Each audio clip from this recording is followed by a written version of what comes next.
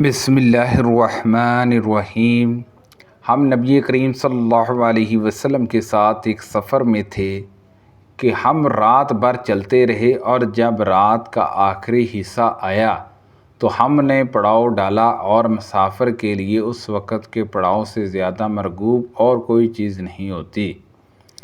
پھر ہم اس طرح غافل ہو کر سو گئے کہ ہمیں سورج کی گرمی کے سوا کوئی چیز بیدار نہ کر سکی۔ سب سے پہلے بیدار ہونے والا شخص فلاں تھا، پھر فلاں، پھر فلاں۔ ابو رجا نے سب کے نام لیے، لیکن عوف کو یہ نام یاد نہیں رہے۔ پھر چوتھے نمبر پر جاگنے والے حضرت عمر بن خطاب رضی اللہ عنہ تھے، اور جب نبی کریم صلی اللہ علیہ وسلم آرام فرماتے تو ہم آپ کو جگاتے نہیں تھے جہاں تک کہ آپ خود بخود بیدار ہوں۔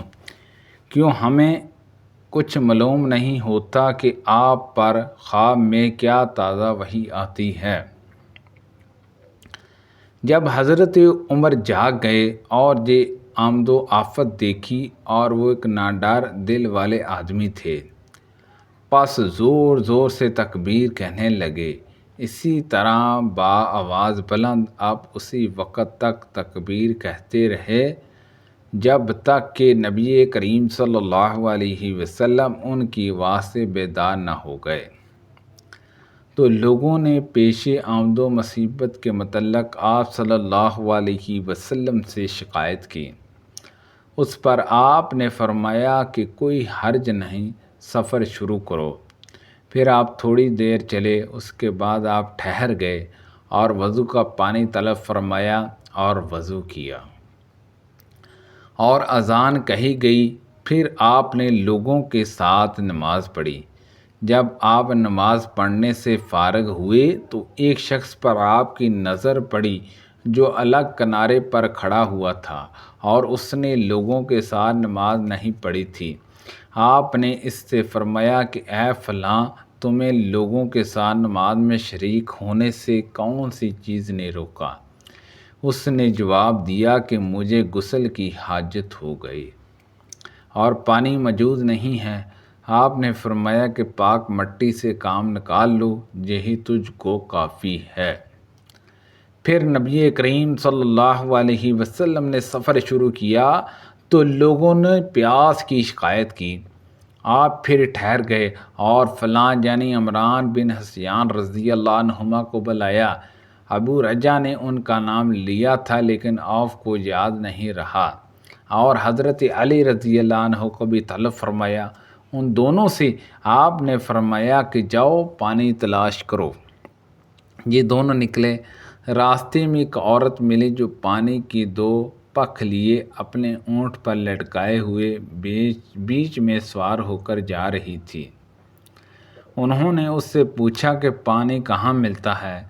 تو اس نے جواب دیا کہ کل اسی وقت میں پانی پر موجود تھی، یعنی پانی اتنی دور ہے کہ کل میں اسی وقت وہاں سے پانی لے کر چلی تھی، آج جہاں پہنچی ہوں، اور ہمارے قبیلے کے مرد لوگ پیچھے رہ گئے ہیں۔ انہوں نے اس سے کہا اچھا ہمارے ساتھ چلو۔ اس نے پوچھا کہاں چلوں؟ انہوں نے کہا رسول اللہ صلی اللہ علیہ وسلم کی خدمت میں۔ اس نے کہا اچھا وہی جن کو لوگ صحابی کہتے ہیں؟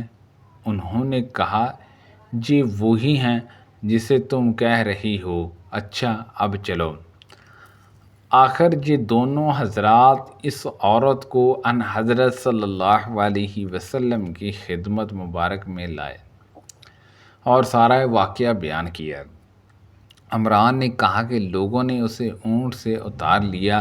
پھر نبی کریم صلی اللہ علیہ وسلم نے ایک برتن طلب فرمایا اور دونوں پلکوں یا مشکیزوں کے منہ سے برتن میں کھول دیے، پھر ان کا اوپر کا منہ بند کر دیا، اس کے بعد نیچے کا منہ کھول دیا، اور تمام لشکروں میں منادی کر دی گئی کہ خود بھی سیر ہو کر پانی پئیں اور اپنے تمام جانوروں وغیرہ کو بھی پلا لیں۔ پس جس نے چاہا پانی پیا، اور پلایا اور سب سیر ہو گئے۔ آخر میں اس شخص کو بھی ایک برتن میں پانی دیا جسے غسل کی ضرورت تھی۔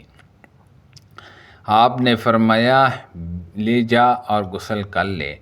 وہ عورت کھڑی دیکھ رہی تھی کہ اس کے پانی سے کیا کیا کام لیے جا رہے ہیں، اور خدا کی قسم جب پانی لیا جانا اس سے بند ہوا تو ہم دیکھ رہے تھے کہ اب مشکیزوں میں پانی پہلے سے بھی زیادہ موجود تھا۔ پھر نبی کریم صلی اللہ علیہ وسلم نے فرمایا کہ کچھ اس کے لیے کھانے کی چیز جمع کرو۔ لوگوں نے اس کے لیے عمدہ قسم کی کھجور، اجوا، آٹا اور ستو اکٹھا کیا، جہاں تک کہ بہت سارا کھانا اس کے لیے جمع ہو گیا تو اسے لوگوں نے ایک کپڑے میں رکھا اور عورت کو اونٹ پر سوار کر کے اس کے سامنے وہ کپڑا رکھ دیا۔ رسول اللہ صلی اللہ علیہ وسلم نے اس سے فرمایا کہ تمہیں معلوم ہے کہ ہم نے تمہارے پانی میں کوئی کمی نہیں کی، لیکن اللہ تعالیٰ نے ہمیں سیراب کر دیا۔ پھر وہ اپنے گھر آئی، دیر کافی ہو چکی تھی، اسی لیے گھر والوں نے پوچھا کہ اے فلانی کیوں اتنی دیر ہوئی؟ اس نے کہا ایک عجیب بات ہوئی، وہ یہ کہ مجھے 2 آدمی ملے اور وہ مجھے اس شخص کے پاس لے گئے جسے لوگ صابی کہتے ہیں۔ وہاں اس طرح کا واقعہ پیش آیا، خدا کی قسم وہ تو اس کے اور اس کے درمیان سب سے بڑا جادوگر ہے، اور اس نے بیچ کی انگلی اور شہادت کی انگلی آسمان کی طرف اٹھا کر اشارہ کیا۔